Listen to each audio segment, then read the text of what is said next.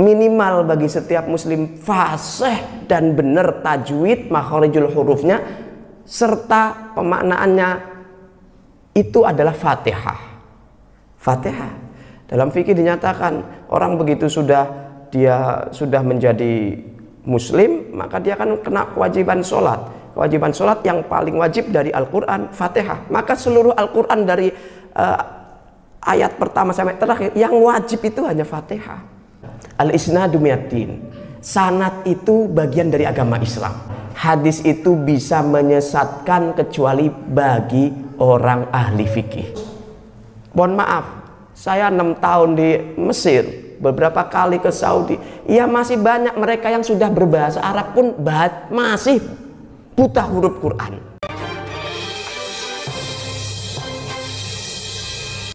Makanya para ulama menyatakan sum'anid dunya waj'al fitrakal maut. Puasalah dari dunia baik di dalam Ramadan maupun di luar Ramadan. Dan jadikanlah engkau itu berbuka hanya ketika kematian mendatangimu. Nah, ini para hadirin. Lalu para hadirin, kita pahami bagaimana sesungguhnya Al-Qur'an itu. Al-Quran, interaksi manusia muslim kepada Al-Quran itu kalau boleh dibagi ada 4 tahapan.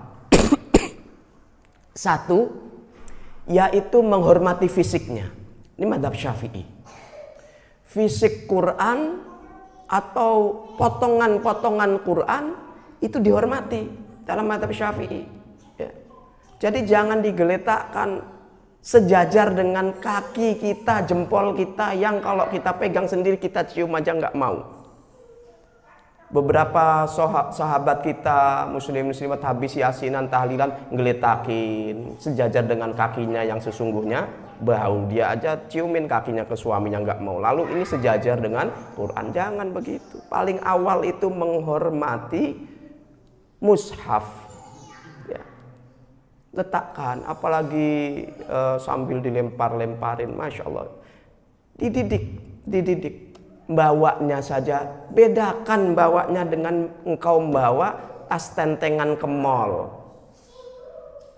Ditenteng begini. Ini Quran, kalam Allah. Paling awal itu mulailah dari situ. Ya. Lalu yang kedua. Kita diminta untuk belajar membacanya, belajar membaca. Ya, minimal bagi setiap muslim fasih dan benar tajwid makharijul hurufnya serta pemaknaannya itu adalah Fatihah. Fatihah. Dalam fikih dinyatakan orang begitu dia sudah menjadi muslim, maka dia akan kena kewajiban sholat. Kewajiban sholat yang paling wajib dari Al-Quran Fatihah. Maka seluruh Al-Quran dari ayat pertama sampai terakhir yang wajib itu hanya Fatihah. Karena Fatihah dibutuhkan dalam sholat. Maka pelajari bagaimana makharijul hurufnya, kemudian lebih luas lagi, banyak ilmunya ya. Jadi belajar lewat Iqra, belajar dengan kiai. Masa anak kita lebih bangga anak kita punya titel S1, S2, S3, S-teler lainnya, tapi baca Quran tidak bisa. Kita nyekolahkan anak kita kursus aritmatika itu sampai bayar 750, kursus piano 1.500.000, ngaji ke masjid Al-Muqarrabin TPA, kiainya ustadznya cuma 50.000. Yang bikin besok kita bahagia itu bukan tapi anak yang soleh mendoakan kita. Biaya kiainya lihat Ustadz Kiai Gufron, Kiai ya Pak Ustadz Supriyanto kurus kering gitu ya. Imam masjid rawatibnya, imam kursus aritmatika, kursus bahasa Inggris, kursus Mandarin 1 juta keluar, kiainya ustadznya 50.000 ya, 70 itu juga tanpa ketemu, nggak pernah ngucap terima kasih. Yang ngajar adab akhlak anak kita itu ya justru para ustadz. Nah, dua itu adalah mempelajarinya, minimal Quran. Kalau belum bisa, dalam fikih ada. Kalau dia belum bisa dan tidak punya akses untuk bisa, dalam kitab Al-Majmu' Nawawi ya, Imam Nawawi dinyatakan itu orang tua tidak bisa, tidak ada waktu, maka dia ya baca subhanallah, alhamdulillah, wala ilaha illallah. Tapi kalau anak muda, kalau masih awal mu'alaf, tentu saja dia tidak bisa mungkin sholat pertama kedua, tapi dia bisa belajar pelan-pelan. Nah, para hadirin, yang kedua setelah belajar membaca, ya, yaitu belajar isinya. Nah, belajar isinya ini hati-hati. Belajar isinya ini yang dimaksud adalah karena Al-Quran itu ada ayat-ayat muhkam, ada yang mutasyabihat. Ayat yang bicara tentang ketuhanan, tentang hukum. Ya. Ada yang mutasyabihat seperti kalimat fasna'il fulka bi'ayunina. Wahai Nuh, bikinlah bahtera itu di depan mata kami. Lalu kita baca terjemahannya mata kami. Tuhan punya mata. Gitu. Nah, ini mutasyabihat ini. Harus ada bahasa Al-Quran yang harus kita pelajari dari guru, alim ulama. Kalau enggak kacau. Seperti baca terjemahan umpama. Wasariku wasariqatu faqta'u aydiyahuma. Pencuri laki, pencuri perempuan, potong tangannya. Kita kesemangatan. Baca doang, enggak pakai ilmu. Dalam fikih bagaimana ini? Lalu begitu adik kita cuman nyolong kerupuk lalu kita potong jempolnya gitu kan, bahaya. Perlu alim ulama yang bimbing bagaimana fikih. Jadi Quran dan hadis oleh para alim ulama, ada ilmu namanya usul fikih, nanti jadilah fikih.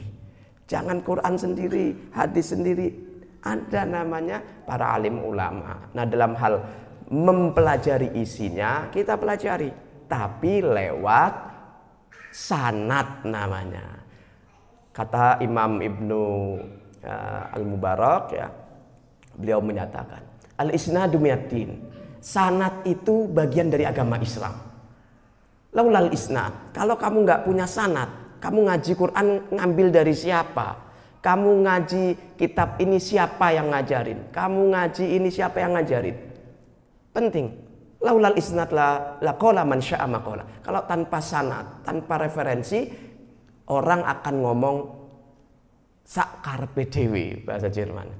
Semaunya sendiri. Sehingga tidak ada.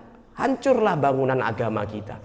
Ada Quran, ada hadis, ada ilmu untuk meramunya, merakitnya, sehingga bisa timbullah fikih. Tidak langsung. Coba bapak-bapak umpama, di ibarat Quran dan hadis itu ibaratnya bahan baku makanan, bumbu, Pak. Bapak mau makan nasi goreng. Sudah berbentuk nasi goreng bumbu yang terolah, apa masih bumbu-bumbu kelihatan gitu? Bilang ke istri, Mah, buatin nasi goreng dong. Nah, lalu mama itu ngasih nasi, terus ini kecap, ini bawang bombay, bawang merah masih utuh, bawang putih masih utuh, cabai masih utuh, telur belum diceplokin, belum diapain, semuanya masih utuh. Lalu menyatakan, ini nasi goreng. Enggak. Maka para alim ulama itu bertugas mengambil dari bahan-bahan Quran dan hadis, merakitnya, lalu timbullah fikih. Sehingga jenengan mulai dari jembatan sana sampai sini, masuk ke rumah makan atau pikir nasi goreng, udah bumbunya tercampur di nasinya. Betul apa betul? Begitu.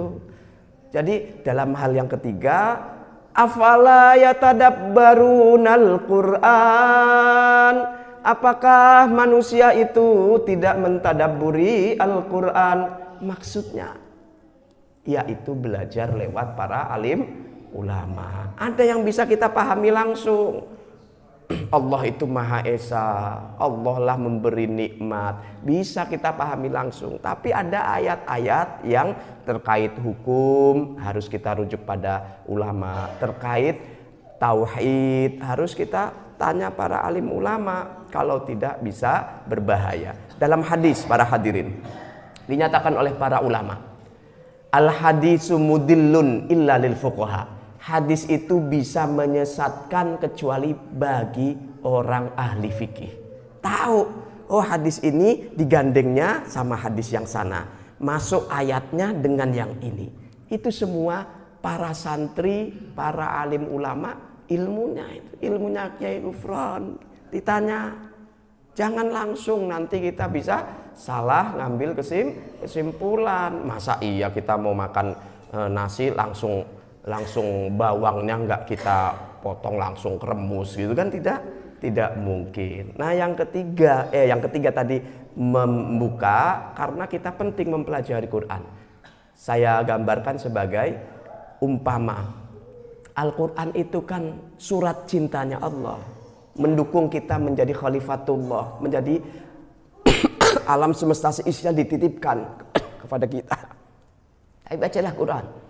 Quran ini diterjemahkan, dipahami, lalu dipraktekkan oleh baginda Nabi. Turun-temurun sahabat, tabi'in, dipahami.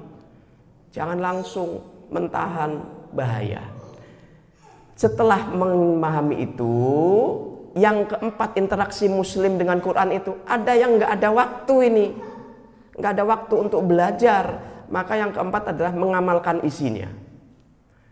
Jadi jangan terus, mohon maaf, saya 6 tahun di Mesir, beberapa kali ke Saudi. Ya masih banyak mereka yang sudah berbahasa Arab pun masih buta huruf Quran. Suruh baca Quran saja nggak bisa. Apalagi maknanya, nafsirkannya. Tidak semua bahasa Arab itu berarti doa dan Quran. Nah, apalagi bangsa Indonesia. Lalu bagaimana kita melihat yang nomor 4 ini? Nggak ikut ngaji, nggak ikut belajar baca Quran, tapi ia langsung pada isinya. Apa itu? Menghadiri majelis taklim, ceramah, ya, dan orang-orang yang memang terpercaya didengarkan. Itu namanya sudah menunjuki baris yang keempat, langkah keempat, yaitu memahami dan mengamalkan isi Al-Quran. Ada Pak, ada banyak. Suruh baca Fatihah aja masih belepotan. Nomor 2 tadi ya, baca. Tapi hatinya bening, bersih, baik, enggak diskriminatif, enggak sara. Betul. Ada kan orang yang kayak gitu? Ngajinya enggak pernah mondok, enggak pernah ngaji Quran juga, film baca Fatihah, tapi enggak ada benci, iri pada tetangga, enggak ada. Nah ini tujuannya Islam, tujuannya Quran, tujuan adanya hadis, yaitu perubahan akhlak yang baik. Maka jangan lupa Al-Quran dalam surat Fatir sudah menyatakan, ya, summa awrasnal kitabal ladzina astafaina min ibadina. Lalu kami, Allah, mewariskan kitab Al-Quran kepada hamba kami yang terpilih. Karena jadi kita jenengan semua, saya penjenengan semua, itu Allah pilih, istofaina, kami pilih untuk menerima Al-Quran. Tapi umat yang menerima Al-Quran ini Allah menyatakan sendiri, Pak, ada 3 golongan. Faminhum zalimun li nafsihi, di antara orang yang kami pilih untuk menerima Al-Quran, jenengan semua, itu ada yang masih zolim kepada dirinya sendiri. Wa minhum muqtasid, ada yang setengah-setengah. Zalim li nafsihi ini maksudnya masih sholat iya, maksiat masih jalan, ya, masih banyak. Jangan dinyatakan bahwa ente udah nggak muslim, ente munafik, ente. Jangan. Allah menyatakan semua umat yang menerima Al-Quran, umat muslim, itu bagian dari yang dipilih oleh Allah. Meskipun dia zalimun li nafsihi, masih zalim pada dirinya sendiri.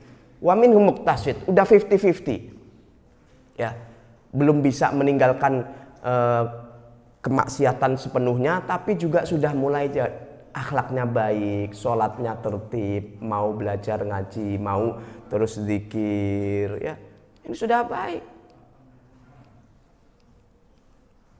Wa minhum zalimun li nafsihi wa minhum muqtasid wasabiqum bil khairat biiznillah. Yang catatan yang ketiga, kelompok yang ketiga, umat muslim yang dititipkan Al-Qur'an ini kepadanya lalu punya semangat tinggi untuk hanya berbuat baik. Nah, ini para alim ulama ini begini. Para alim ulama kekasih Allah, aulia itu begitu.